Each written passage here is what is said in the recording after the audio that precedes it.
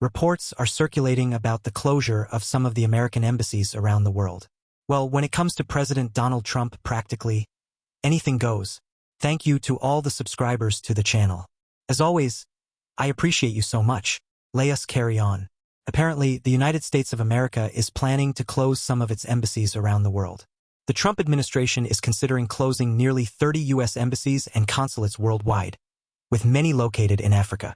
The move is part of a sweeping shakeup at the State Department, driven by the Elon Musk-backed Department of Government Efficiency, with a focus on shrinking federal operations. In Africa, embassy closures are being considered in Eritrea, Gambia, Lesotho, the Republic of Congo, and South Sudan. In South Africa, the U.S. may shut its consulate, while diplomatic missions in Somalia could face downsizing.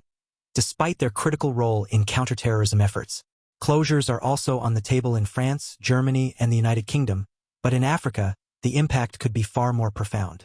They claim that the Trump administration is considering closing nearly 30 U.S. embassies and consulates worldwide, with a significant number in Africa.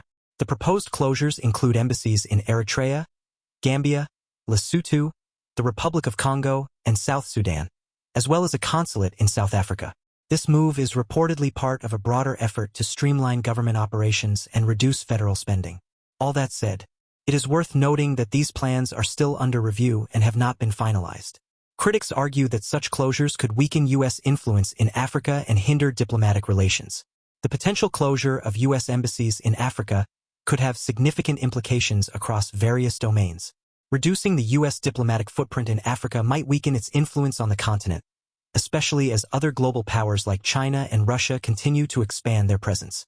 Embassies play a crucial role in fostering bilateral relations, promoting democratic values, and addressing regional challenges. Many U.S. embassies support trade and investment initiatives. Their closure could hinder economic partnerships and limit opportunities for American businesses in Africa. The U.S. embassies often coordinate development programs and humanitarian aid.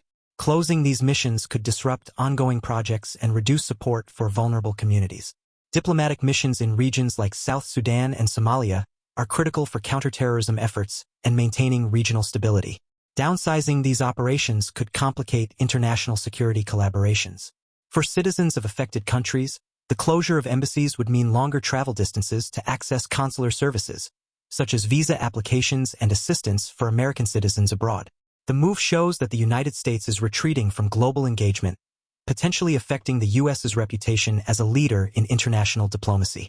These changes, if implemented, could reshape U.S.-Africa relations and have long-term consequences for both regions. The Trump administration is considering a significant reduction in the United States' diplomatic presence worldwide, with a proposal to close nearly 30 embassies and consulates, over half of which are in Africa.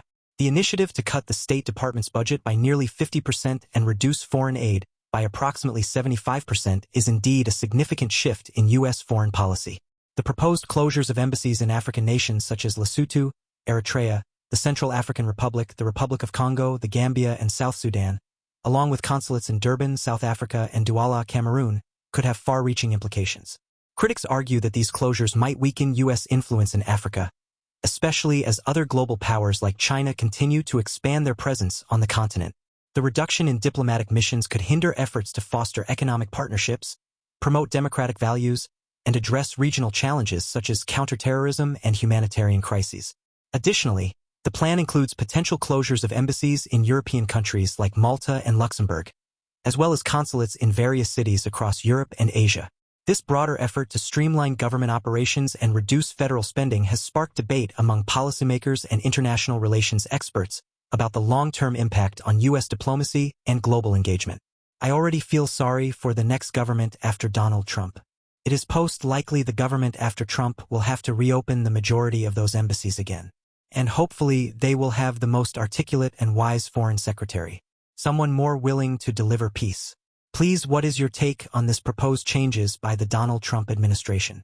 Please let us share your comments. They generate a great conversation. Thank you for watching.